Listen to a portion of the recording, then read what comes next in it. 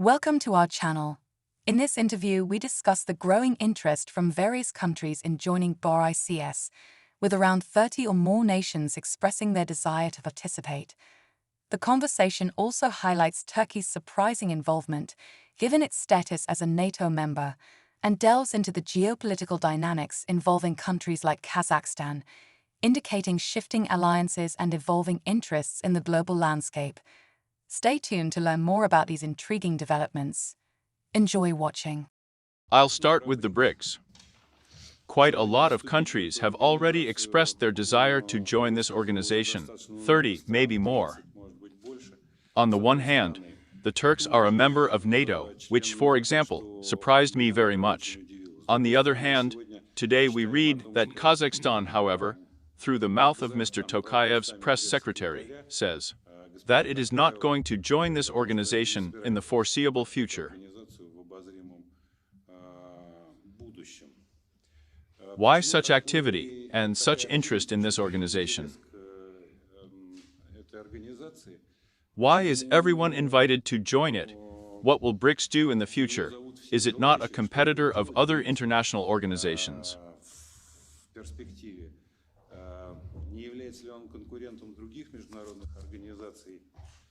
Here is about such a range of questions on the eve of the event that will happen next week.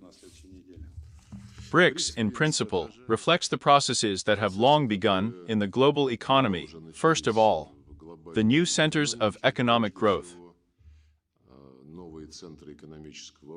With this comes financial influence.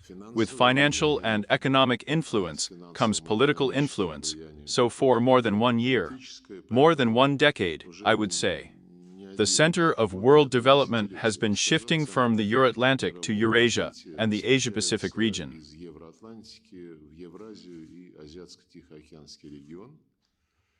This trend was noted at the time by economists of one of the private Western banks, who identified the fastest growing economies in the world.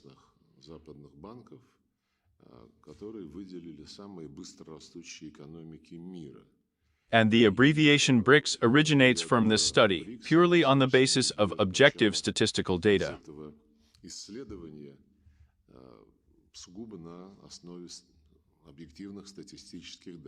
And then the BRICS took shape, which was completed by Maximovich Primakov in the 90s of the last century, when he highlighted the initiative to start meeting regularly in the format of the Russia-India-China-RIC Troika.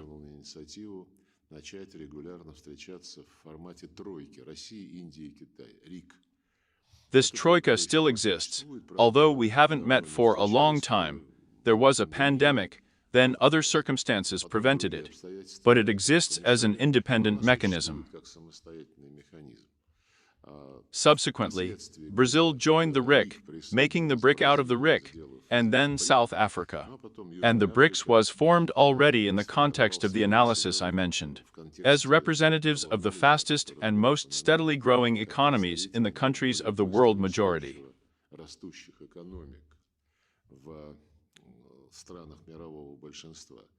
Since then, BRICS has been focusing on the needs of the participating countries. Interest in it is growing because it is an organization without leaders and subordinates, without any bureaucratic apparatus, like the one we see in Brussels, where you officials, contrary to the will and interests of a number of member countries, dictate their decisions that do not meet the aspirations of voters in many countries.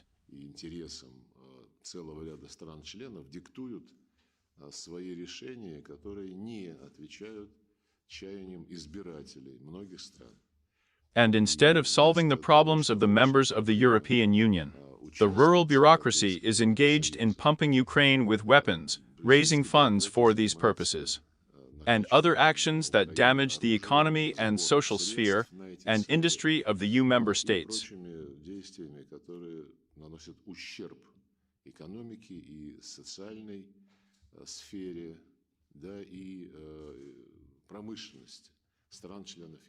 BRICS does not force anyone to sacrifice anything, as Annalena Baerbock, the German foreign minister, said. Yes, I know, she said recently, and repeated it again later. I know that our voters are experiencing difficulties because we are helping Ukraine, and there is not enough money for everyone.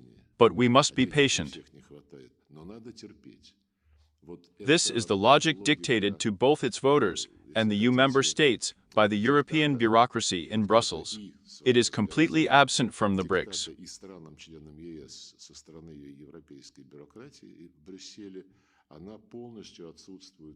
BRICS does not come from artificial schemes, as it was decided in NATO. It is necessary to restrain Russia, so we will expand indefinitely. We will announce sanctions, if only Russia. The same line is being taken against China, if only they do not become strong competitors.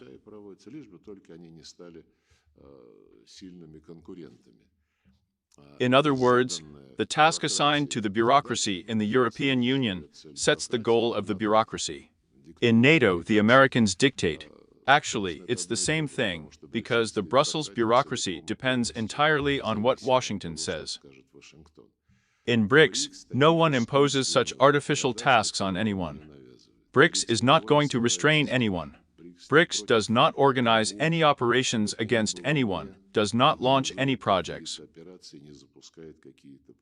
BRICS is the addition of the potentials of the participating countries, and then the development of joint ways to use these potentials, in such a way that everyone wins.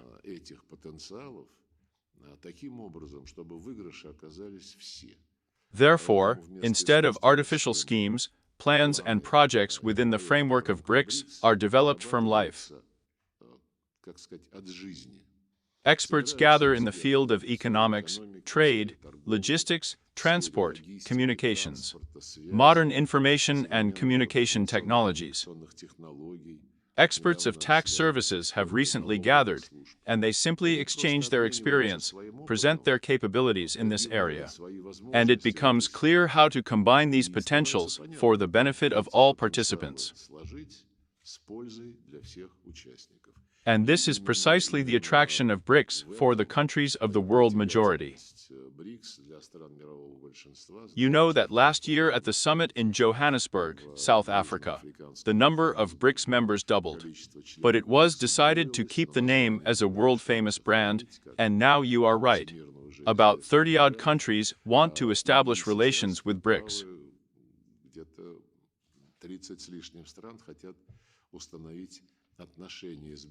Some of them have asked for full participation, as a full member, whom we are ready to invite. They have been invited to various events before as such a BRICS Plus or outreach format, guests of the chairman.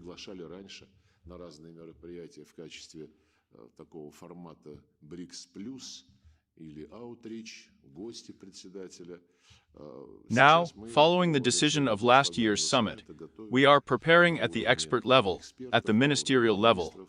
For the Kazan Summit event, we are preparing proposals for our leaders to create a new category of partner countries that will have broad rights and powers that almost coincide, with the exception of some formats, with the rights that BRICS permanent members have.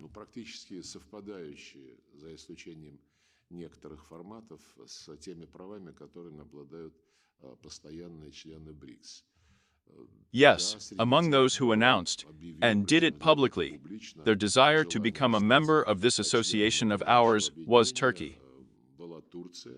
Turkey is indeed a member of the North Atlantic Alliance. Recently, the Minister of Foreign Affairs, my good friend Hakan Fidan, said a very interesting thing on this topic. That for many, many decades Turkey has not been allowed into the European Union, negotiations have been delayed in every possible way. And it is unlikely that the European Union will ever change its negative position.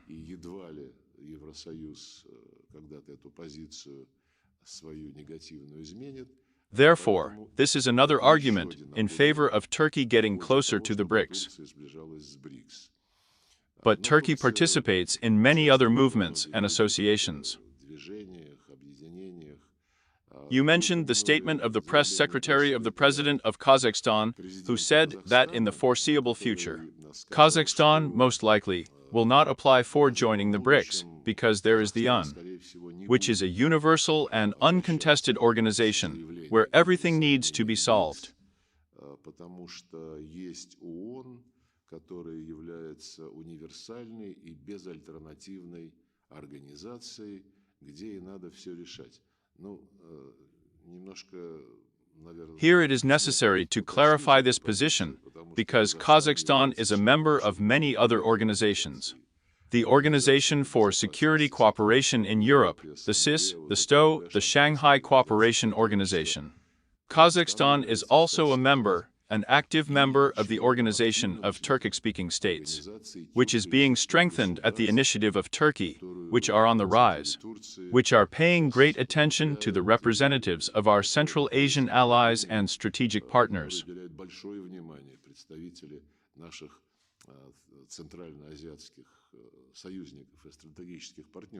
And none of this prevents Kazakhstan or other Central Asian countries from actively participating in the United Nations, which, of course, is a universal structure, but which is currently experiencing a crisis, and not through our fault.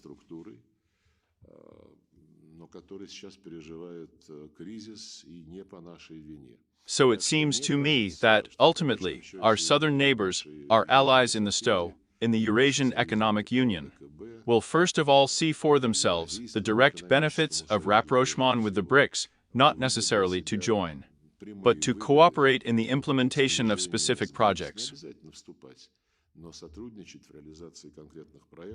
There is no doubt that it is in the interests of everyone on. I would like to emphasize that the main difference between the BRICS, as well as other structures that are created without the participation of Western countries by the countries of the world majority, the Global South, the Global East, are created not to fight with someone, but in order to use objective competitive advantages from geographical location, from a joint history, from the proximity, community, connectivity of economic structures, as it is with the countries of the former Soviet Union. There is a place to be and much more.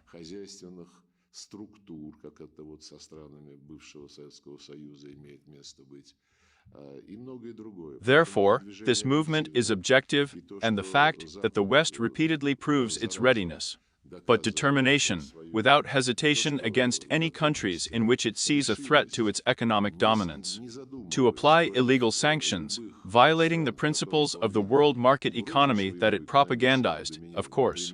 Everyone notices this.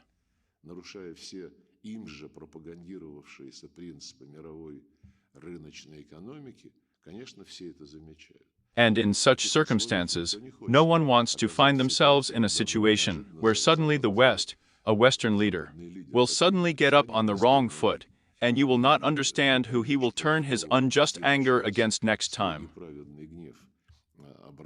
And, of course, the Shanghai Cooperation Organization, the Eurasian Economic Union, ASEAN, the African Union, the Community of Latin American and Caribbean countries, the Union of Gulf States, and many other structures, are now paying more and more attention in Latin America, as I have already mentioned, to securing the mechanisms of their economic cooperation from the arbitrariness that, as the West has proved, can overtake at any moment, in fact, any state with an independent course in the international arena.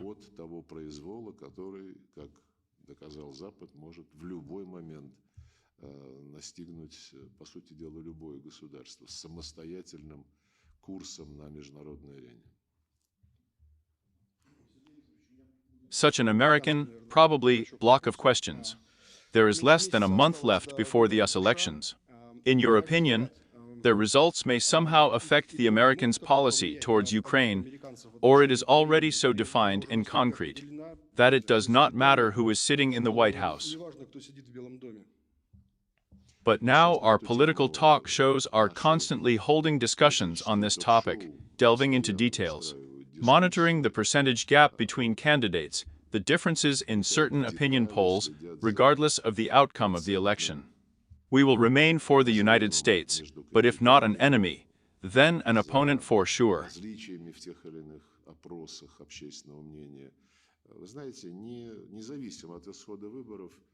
Мы будем оставаться для Соединенных Штатов, ну, если не врагом, то противником точно. We will remain a competitor in any case, and the United States should consider any international problem, any international interlocutor, first of all from the point of view of the inadmissibility, as it is written in their doctrinal documents, of the inadmissibility of anyone on this planet becoming stronger than the United States. It is clear that this is a utopia, and that it is at least worth looking at if, following the evolution of the share of gross domestic product of various countries in world GDP, the share of the United States is steadily decreasing, the share of China, India, the share of the BRICS as a whole is steadily growing, and, in my opinion, exceeds the total GDP of the countries of the family group by about 7 percentage points. And the United States does not want to give up the reins of government that it had after World War II, through the Bretton Woods institutions, through the role that was assigned to the dollar in the international monetary system, even after the system of free exchange of the dollar for gold was abolished. Ту роль, которая была отведена доллару в международной валютной системе, даже после того, как была отменена система свободного обмена доллара на золото. In many ways, the leading position of this currency is artificially maintained. By the way, judging by statistics, by the volume of GDP, by other indicators that determine the share of votes, of the member countries of the International Monetary Fund, the United States, if this statistics were reflected in real decisions, they would have already lost the right to veto decisions that the Board of Directors of the International Monetary Fund applies for a long time.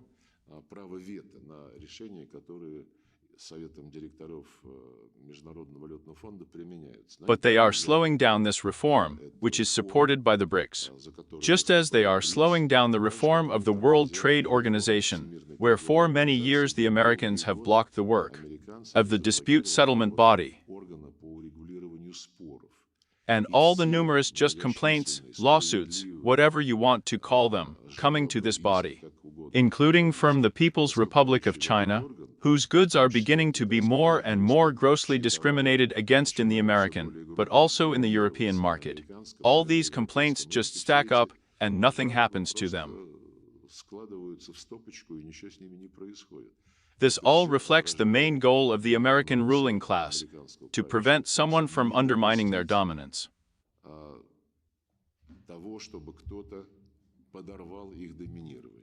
I have already said that this is an illusory goal, that the objective historical process is going in a different direction anyway.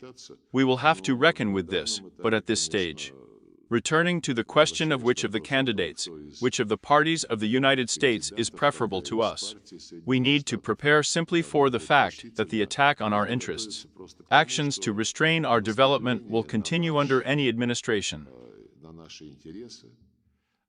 Действия по сдерживанию нашего развития, они продолжатся при любой администрации. On the other hand, we are ready to work with any administration that ultimately chooses the American people, of course, only if such work, such a conversation will be exclusively mutually respectful, equal, and based on listening and hearing each other.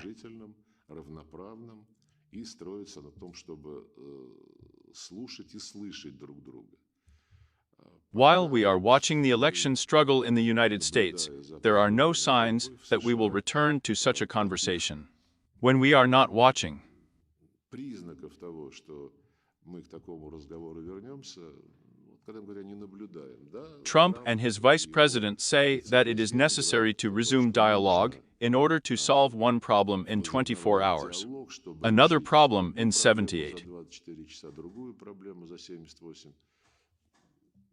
We will understand what we are talking about only when the new administrations officially take up their duties and formulate their position. We have never left the dialogue, nor have we interrupted this dialogue. It is very important that the embassy continues to work here. The Americans are creating difficulties for the functioning of our diplomatic mission in Washington. We are forced to reciprocate, but dialogue is what, in fact, is the essence of diplomacy. And we are ready for this on terms that correspond to the purpose of diplomacy. условиях, которые соответствуют предназначению дипломатии. That is to say, who is worse for us, Trump or Harris? Yes, so such. Well, I said we would wait for the will of the American people. Ждать волеизъявления американского народа. Can I also continue? Check a little. Now we see the Biden administration, and we see that against the background of NATO nuclear exercises in Europe, Biden's statement appeared that he proposes to talk about reducing nuclear weapons without any conditions. Offers Russia, China, and the deeper. What do you mean by that? Is this really an invitation to dialogue, or should it be interpreted in some other way? No, I think this desire to somehow earn electoral points for the Democratic candidate is all from the evil one. Let's talk about strategic stability and nuclear arms control without preconditions. And what is it without preconditions? This means that the Americans reserve the right to declare us an enemy in their doctrinal documents. Officially declare that their goal is to inflict strategic defeat on us on the battlefield. And, judging by what Biden said, we should accept this, not demand the rejection of such a policy, but sit down with them to negotiate on how to reduce weapons.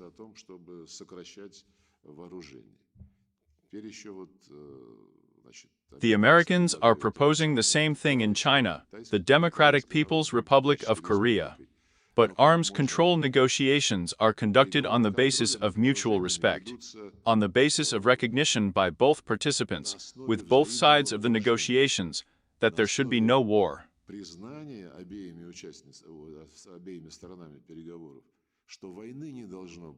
And when they say to you, let's sit down without any conditions, but my goal is to destroy you on the battlefield, is that smart? I think not. When in the best of times before the Ukrainian events, which were prepared for many years by the Americans and the British, and then led to a coup d'etat and everything that followed.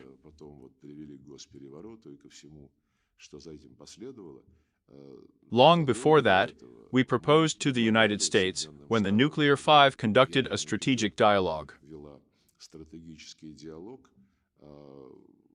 They wanted to involve the People's Republic of China, and it also entered into a conversation about limiting its weapons. But China, for obvious reasons, refused to do this, because its potential is not yet comparable with the American, not with ours.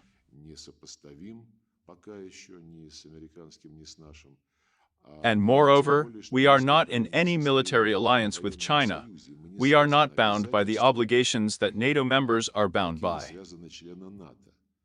NATO is an alliance of three nuclear powers, the United States, France, and Great Britain.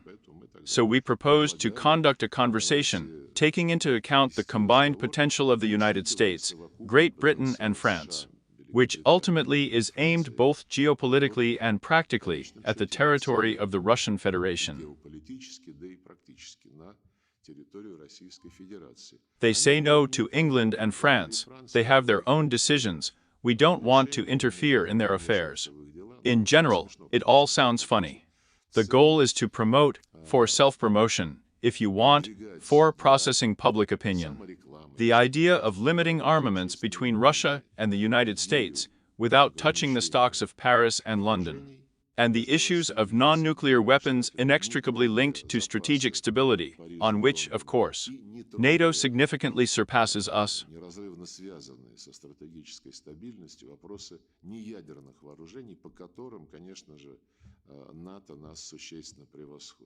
These are all components of the very strategic stability that we would all like to see. But we need to talk about this taking into account all the factors, including those that I mentioned, and not so cunningly throwing out a beautiful slogan that hides the desire to get unilateral advantages. In much the same way as the Americans began to accuse us a couple of months ago that we were planning to take nuclear weapons into space, They dragged a resolution in the Security Council forbidding us to do this.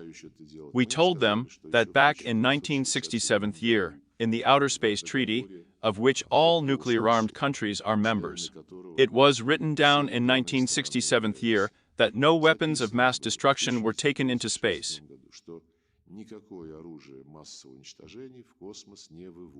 This is a legal obligation. And when the Americans decided to repeat it for some reason, we asked what about non-nuclear weapons? And why not supplement the Outer Space Treaty with the initiative promoted by Russia and the People's Republic of China, and conclude another treaty on the prevention of any arms race in outer space?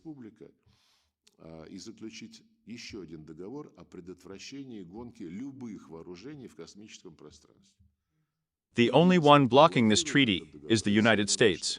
Therefore, when they proposed in the resolution to confirm that it is impossible to launch nuclear weapons and other weapons of mass destruction into space, it essentially meant their desire to get permission to withdraw conventional weapons there. They refused to impose a ban on any militarization of space. These are our partners, but we have known them for a long time, so somehow we have already got used to it. The question is about our northern neighbors. Until the 22nd year, Russia had quite good relations with Finland, but up to the point that residents of the border regions of Finland and Russia went to visit each other for shopping and all that. Everything changed abruptly in the 22nd year after the start of the Shro. As we know, Finland and Sweden have become members of NATO together with it. But the change has occurred not only in this, but also in some everyday life. In other words, Russians were literally banned from having property, banned from having houses, banned cars. And the Finnish authorities promised to confiscate them. And in principle, the rhetoric has become as if it was led by our Baltic neighbors, who, in general, have long been famous for the fact that they constantly blame the Russians for everything. And if you look more broadly, in principle, the Nordic countries, not only in Finland, not only Sweden, well, for example, Denmark, Norway, they are active suppliers of weapons to Ukraine. Moreover, well, they are small countries among the leaders there. And they contribute quite a lot to the armament of the armed forces of Ukraine. It seems that we didn't do anything to the northern countries. Why such a hostile policy, in your opinion? Well, you know, at first many were surprised, then, as they quickly rushed to NATO, and after the leaders of these countries, including the President of Finland, whom I know very well, he was foreign minister for a long time. We worked with him frankly professionally, but after that, they began to make statements in both Sweden and Finland, from the category of the most aggressive towards Russia.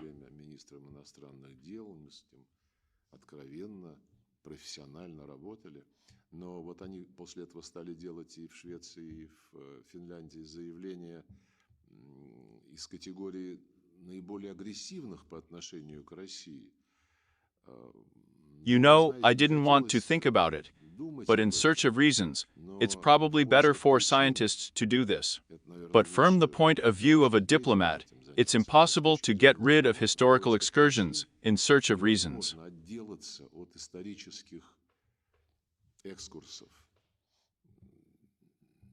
Hitler, like Napoleon himself, put most of the European countries under arms against our country, whose battalions, divisions, regiments fought on the fronts of the Second World War, the Great Patriotic War, and, in general, did not do it completely from under the stick, I will say so. Второй мировой войны, Великой Отечественной войны, и, в общем-то, делали это не совсем из-под палки, я так скажу. И когда You know that our allies, as it is now becoming finally obvious from the documents that our archival services declassify, our allies were thinking about which side to take when World War II began, but the Soviet Union was not yet involved in the war.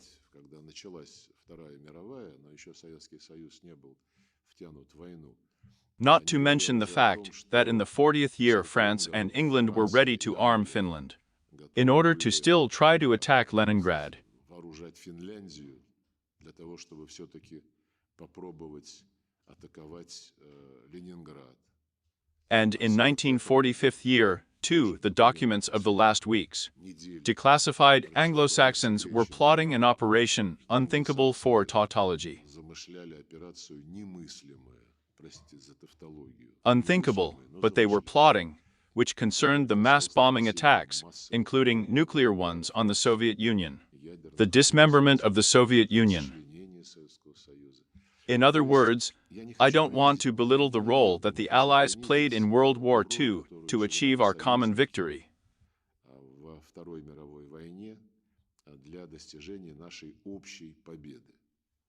But the duality of their position has already been proved by numerous historical facts, and this cannot be ignored.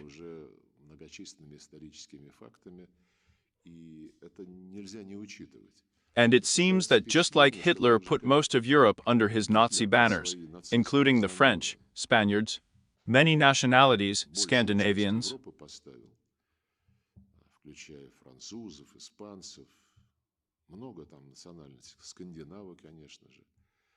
in the same way, even now, the United States is rallying Europe to take on the brunt of the war with Russia, still with elements of a hybrid war, but more and more turning into a real war, a direct war against us, and also under the Nazi banner. Only for this the standard-bearer is not Hitler, but Zelensky.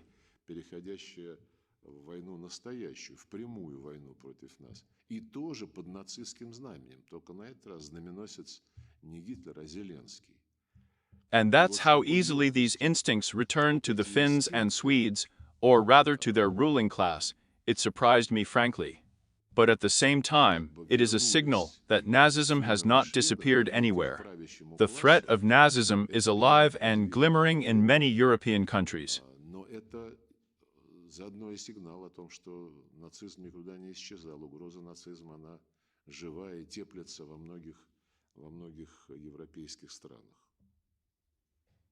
And this zeal with which the Finns and Swedes are now in NATO for victory over Russia may be explained not only by their historical instincts, but also by such a desire to show their senior NATO comrades that, in general, they have brought added value and raised the importance of their governments.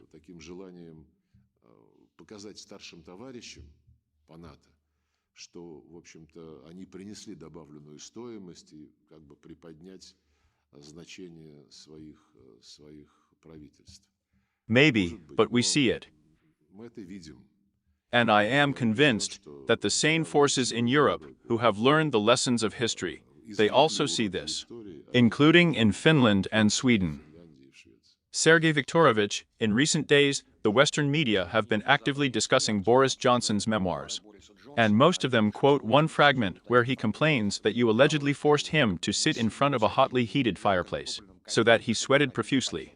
How did you manage it, and do you plan to read the memoirs of the former British Prime Minister? You know, but he is an eccentric, and this is absolutely the part that you quoted, which you referred to. It absolutely fits into his eccentric image. He was the guest of honor in our living room, where we treat our colleagues when they come to negotiations. And the chair on which he was invited to sit, it is the same for all guests.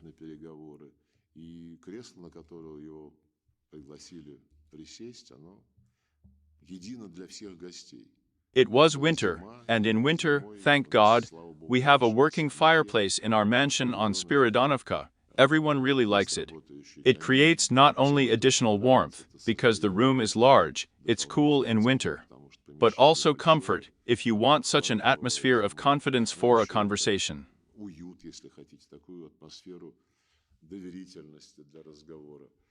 I remember perfectly. I was sitting 2 meters away from him across the table. He didn't sweat. He didn't have drops of sweat on his face, which he writes about. But I repeat, Boris, he is famous for such extravagant actions, and can easily lie. As we say he will take it cheaply. Because in the same memoirs he slipped.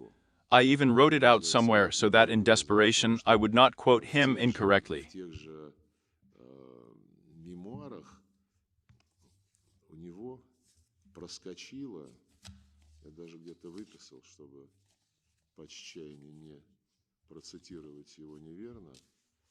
where he is no longer talking about fireplaces, not about his own physiological feelings, but about politics, and in particular. Yes, he found it.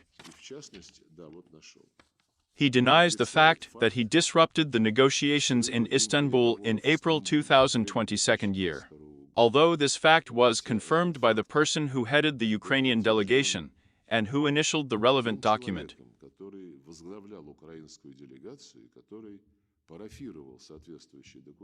This is the head, still the head of the Zelensky party faction in the Verkhovna Rada.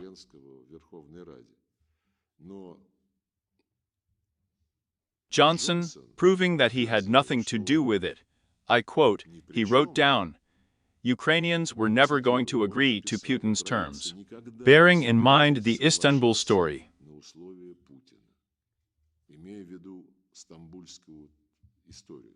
In Istanbul, Putin's conditions did not sound.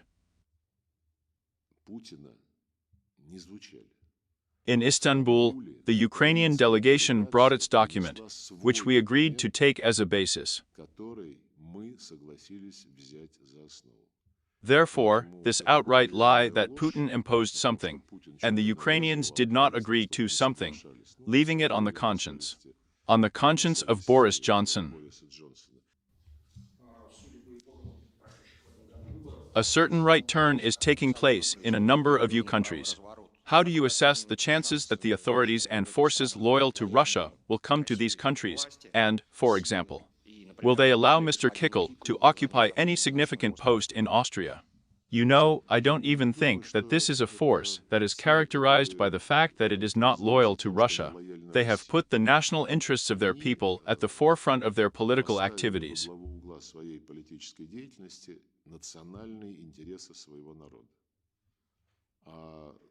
The interests of many European countries, or rather the interests of a large part of the population of many European countries, proceed from the fact that a new war is not needed, but they are quite frankly trying to push them into a new war. And Zelensky is doing everything to provoke new outbursts of outrage in world public opinion, but in Western public opinion. To justify the involvement of Europeans in the war, being convinced that if some new terrible pictures are presented by the world community, Washington will force Europe to enter into hostilities.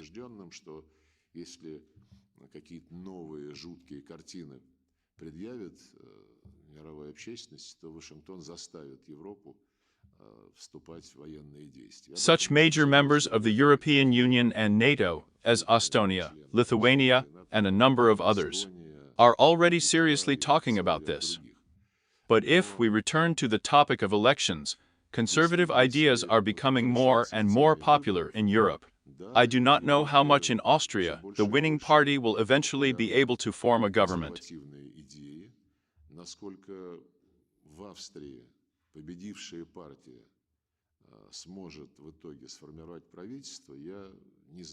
The example of France shows that even in cases where it is more real arithmetically, ways are found to prevent the elected representatives of the people from taking the first roles in governments within the framework of the very democracy of the people.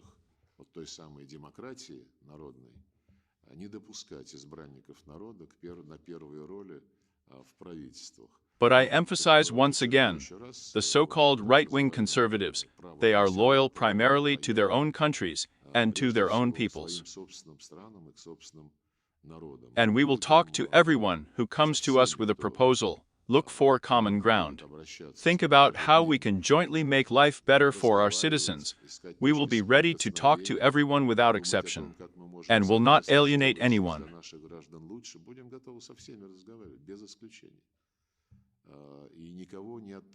Even now we have a president who announced in June of this year, speaking at the Foreign Ministry, along with the principles on which we are ready to resolve the situation in Ukraine. He also put forward an initiative to form a Eurasian security system. Euro-Atlantic security models and NATO, and the OSCE, and the European Union. when it signed an agreement with NATO to provide its services to the North Atlantic Alliance. It also became part of the Euro-Atlantic security models.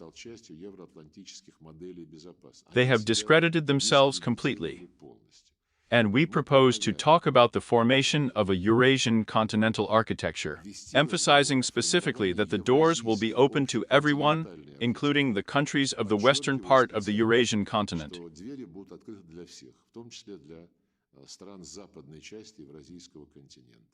Let's see how realistic the calculations are that Western countries will still be able to maintain their dominant positions.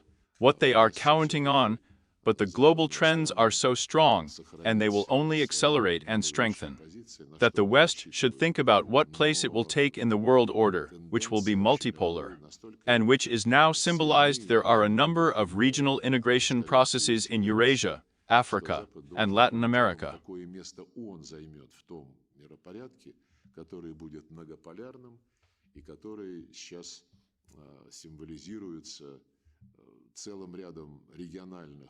интеграционных процессов и в Евразии, в Африке, в Латинской Америке. Moreover, these regional integration processes are now supported by the global role of the BRICS as an association that is interested in raising the voice of the world majority in the mechanisms of global governance, both financial, economic, trade, and political, of course. Финансового, и экономического, торгового, да и политического, само собой разумеется. Поэтому we respect those politicians who seek to reflect national interests in the case of appeals to us. There are already such appeals from parliamentarians. In case of appeals to us about some serious dialogue, we will also respond based on our national interests. The end of the Second World War in the West was treated with understanding when the countries affected by the leadership of Germany began to judge and fight Nazi collaborators. Are there any chances that the crimes of today's Ukrainian heirs of Hitler will eventually be condemned in the West? It will be over time. What? In the West? In the West, I would like to hope, because these crimes have no statute of limitations. And the atrocities and horrors that the German Nazis committed, of course, but not only German ones. I have already said that units of other European countries also participated. I'm sorry, I'm talking about today's heirs of Hitler from Ukraine, about what Bandera fans are doing today. They are the direct heirs of Bandera, and Bandera and Hitler are one. And it is not for nothing that a number of European countries, in Poland in particular, still want to achieve historical justice. Poles have their own serious nuance, but nevertheless objectively for the historical truth. So that this truth, first of all, is not trampled on, and secondly, so that this Nazi movement, which is now raising its head, does not resume, it must be directly recognized.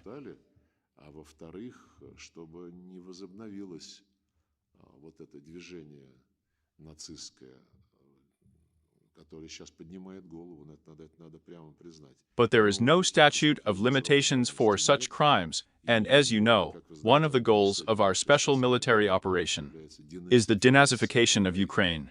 There is no escaping this when, along with laws that ban everything Russian, language, education, culture, purely on the basis of racism, they prohibit the canonical Ukrainian Orthodox Church, which is also a manifestation of racism as a form of Nazism.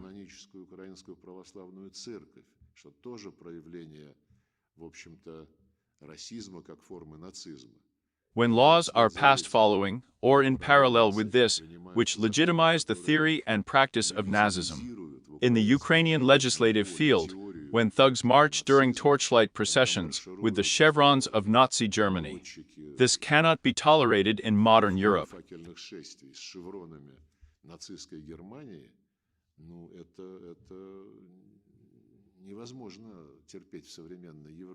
The biggest shame, I think, for the leaders of the European Union, who have repeatedly come from Brussels, and Ursula von der Leyen. And NATO, by the way, the same Stoltenberg and Mr. Michel, they said that we should support Ukraine to the end, because it is fighting for our European values. It turns out that European leaders are still ready to defend the so-called values of Nazism.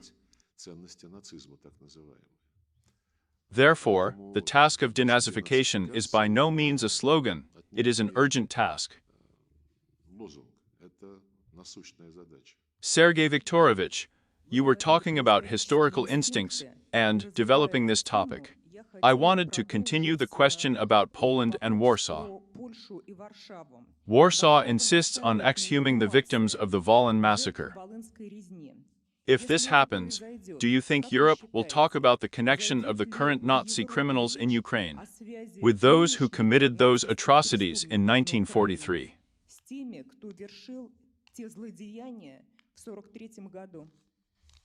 Well, I have already said that this connection is obvious to me, because all this current Nazi movement in Ukraine is based on those events, and on the so-called heroes of those events, or rather, criminals, of whom the current government in Kiev makes heroes.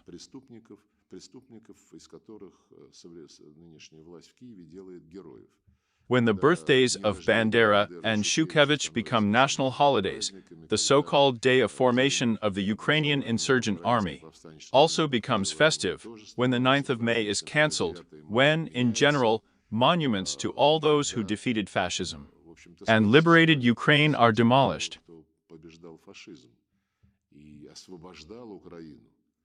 But therefore, the connection between them is direct. Is there any chance that Europe will understand about the existence of this connection? Europe not only, in my opinion, understands, at least those liberal leaders who now run the European Union. They not only understand about the existence of this connection, they defend it in every possible way. I have already said that these historical parallels, resurgent instincts, any ideology, the most misanthropic, just like the Soviet Union, tried to shorten it, so long as it worked against Russia.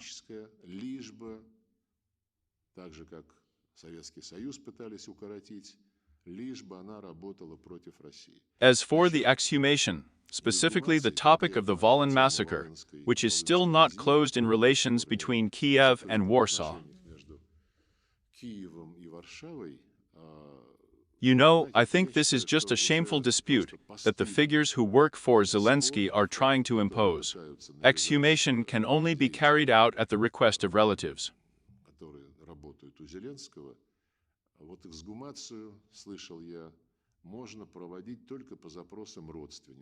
Let them come. We will consider their appeal, exhume them. The Poles insist that this problem was the hardest in the relations between the two countries. So we need a solution at the interstate level. Ukrainians who have lost nothing, you know, first let's restore a monument to Bandera in Poland, which was dismantled.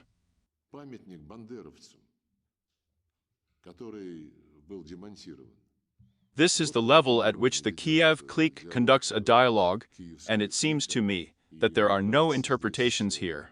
Except that these are the direct heirs of Bandera and the Nazis, there can be no.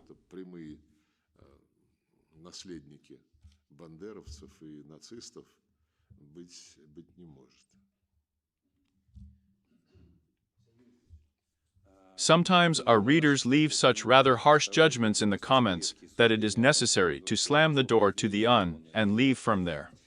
But after all, experts often say that it needs to be reformed one way or another. Is it possible to partially reform the results of the Second World War like this? In general, is it possible to revise them in fragments, or will this lead to the collapse of the entire architecture that was created following the Second World War? This topic has been discussed for many, many years, and we need to understand one simple thing.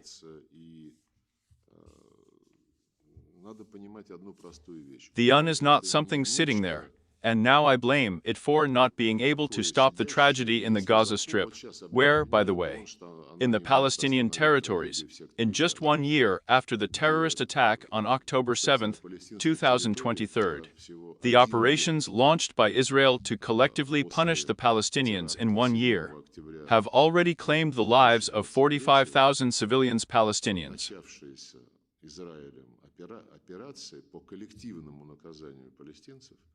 За один год унесла жизни уже 45 тысяч мирных палестинцев. This is 2 or even more than 2 times more than civilians have died on both sides of the Ukrainian conflict in 10 years. Чем погибло мирных жителей с обеих сторон украинского конфликта за 10 лет. A year and 10 years. But he criticizes the tragedy of Palestine because it cannot leave the tragedy of Palestine. It means that it must intervene. The UN does not have its own army. The UN has only peacekeeping forces. They cannot fight against the regular armies of the member countries. In order to even send peacekeeping forces somewhere, we need a decision of the Security Council, where the United States, like other permanent members, has the right of veto. In other words, the UN is not some noble hero who, seeing injustice, should immediately rush and extinguish the fire.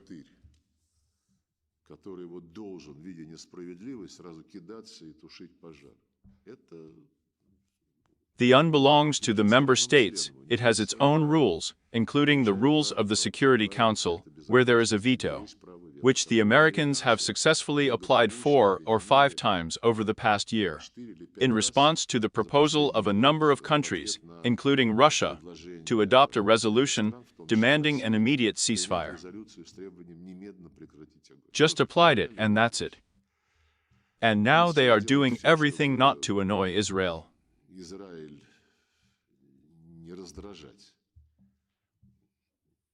There are many such examples when other crises in other parts of the world also became the subject of a geopolitical struggle, a geopolitical tug of war. And when the Security Council, first of all the 5 permanent members, proceeds from the purpose of the UN, namely to be the center for reaching agreement on key issues, then everything works.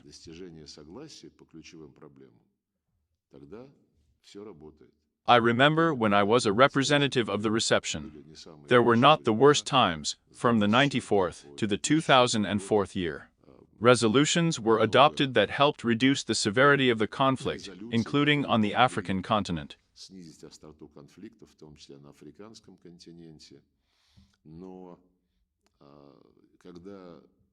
These 5 permanent members first of all want to find a common approach to something, but they want to expose 1 or 2 of their colleagues as the main evil, and bombard the Security Council with draft resolutions condemning either Russia for the Ukrainian affairs or someone else.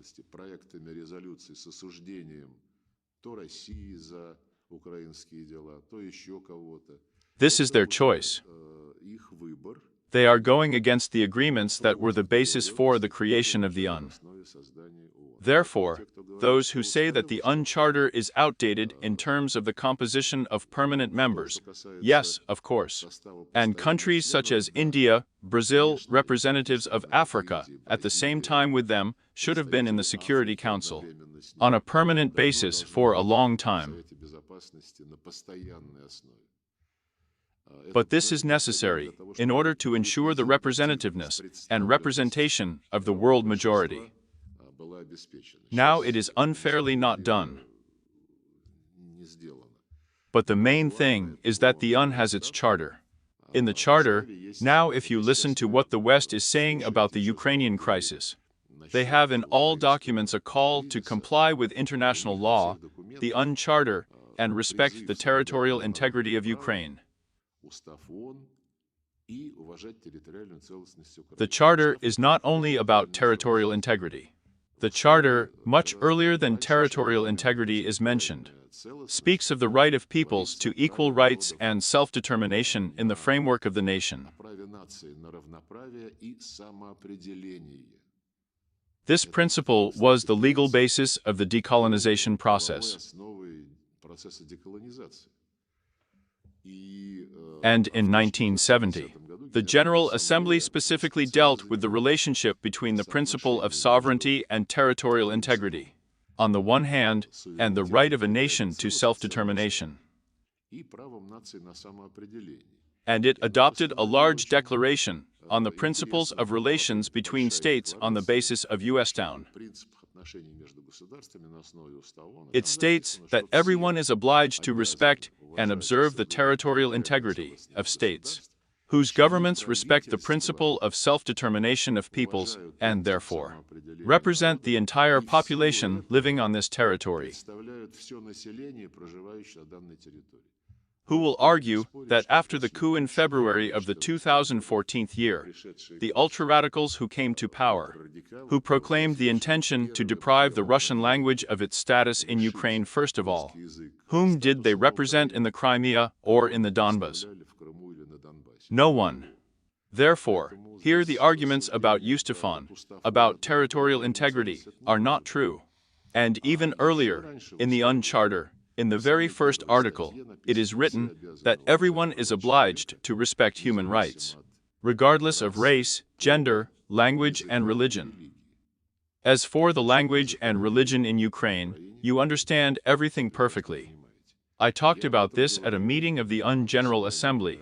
In my speeches to the Western media, I don't want to use jargon, but like a wall of peas.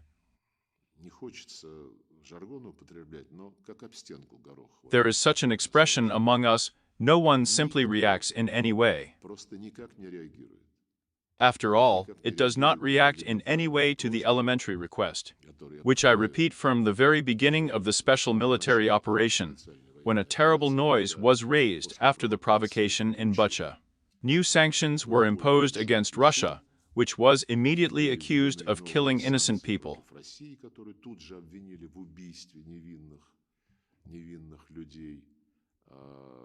By the way, this was also one of the reasons why the West dissuaded Ukraine from signing the Istanbul Agreement. This noise continued for several days, and we began to ask, can I get a list of victims? The names of the people whose bodies you showed when the BBC journalists arrived there unexpectedly. Silence. And last year at a meeting of the UN Security Council, and this year at a meeting of the UN Security Council, I have already made a public appeal, looking at the Secretary General, Mr. Guterres, with a request that the UN help ensure transparency in this tragedy, which was used to prolong the war.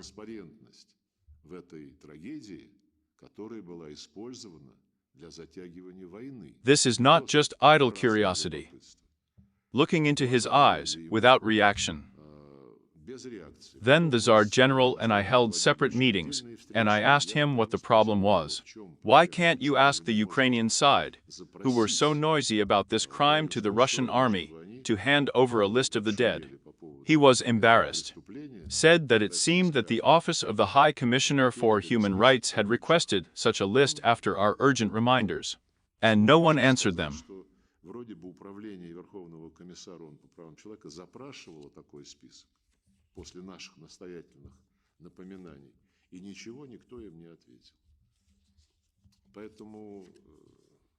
Just as no one will ever know what diagnosis the Germans made to Navalny when he went there for treatment. We were not given an analysis of the examinations, so no one knows with what state of health he returned from. Just as no one presents us with any facts about the Skripals. An information explosion, propaganda foam was removed, some new sanctions were introduced, and that's it, and then into the bushes. And nobody wants to do anything else. Therefore, we understand who we have to interact with, we understand what their manners are, and we will proceed from this. Понимаем, какие у них манеры, ну и будем из этого исходить. The President has repeatedly said that over the past couple of decades, we have had no lack of goodwill to establish equal, honest cooperation with the West. And they signed papers that NATO would not expand. Following verbal promises, documents were adopted in the OSCE that no one would strengthen their security at the expense of the security of others, that no organization in Europe would pretend to dominate. Безопасности других, что ни одна организация в Европе не будет претендовать на доминирование. NATO, despite all these beautiful words, was doing exactly that. And then there were several cases when, in the year 2008, we proposed a treaty on European security. We proposed in December 2021 a treaty that could eliminate the reasons that made our steps to protect people in the Donbass, in Novorossiya, who had lived on the lands for centuries, inevitable, without alternative, mastered by their ancestors, created by their ancestors.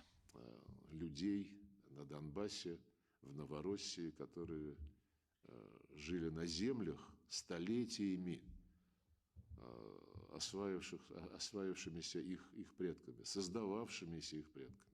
And cities were built, and Odessa was laid, roads, factories, ports. Now, when they say that Ukraine should be returned to the borders of 1991, Russia should leave. Yes, we are not talking about territories. They're talking about territories. They have come up with something or found out, research has come up somewhere, that there are $16 or $17 trillion worth of natural resources in Ukraine, so we need to take it all away. We're not about territories, we're about people, and these people don't care about people. How can you even think about the borders of the 91st year if all the people who live in the Crimea, in Novorossiya, in the Donbass, the Ukrainian government, Zelensky personally declared individuals,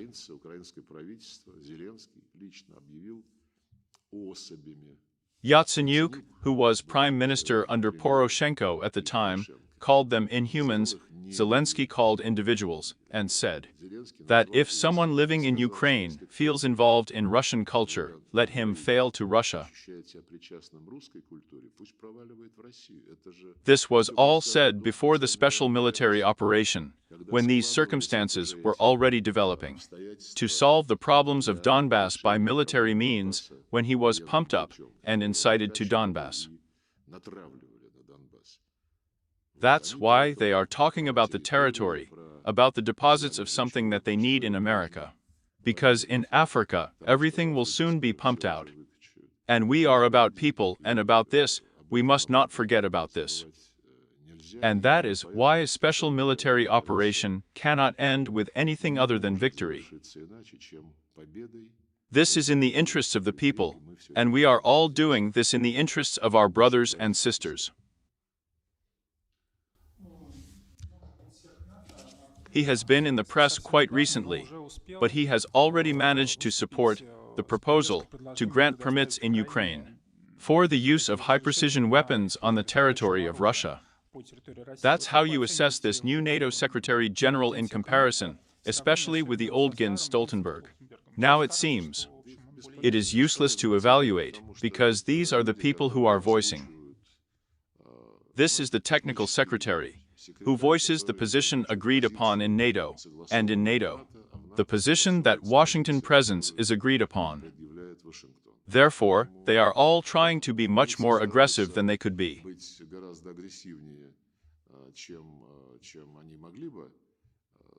I know Stoltenberg well. At one time he met with me regularly, asked for meetings when we participated in the UN General Assembly session in New York together, gave the impression of a constructive person, but all this is instantaneous. That's how the varnish flies off as soon as the FIS team follows.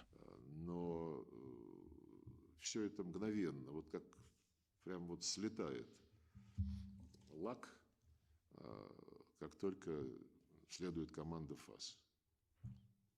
Is this the job? Yes, there is such a job, to talk to NATO Secretaries General. Sergei Viktorovich, let me finish our interview not on such a serious note as the previous questions. There are a lot of jokes about Mjimo and its graduates in our folklore. Do you have a favorite one? Well, you know, I won't remember right away.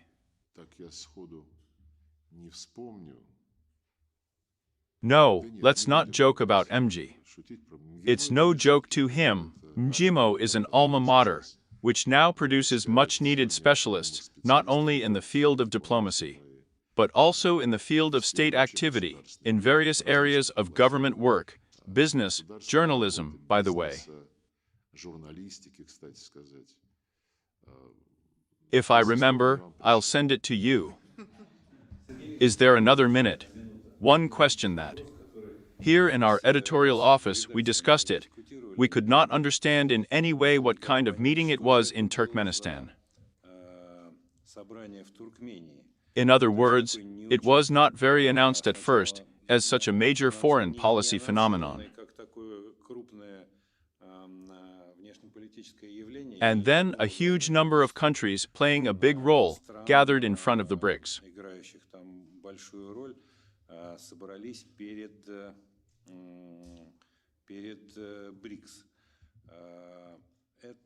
And what? I didn't understand. It was covered in great detail. Colleagues, but I wasn't there. But it was covered in detail in the media. And our president spoke there. Dmitry Peskov commented on it. I can't add anything to add.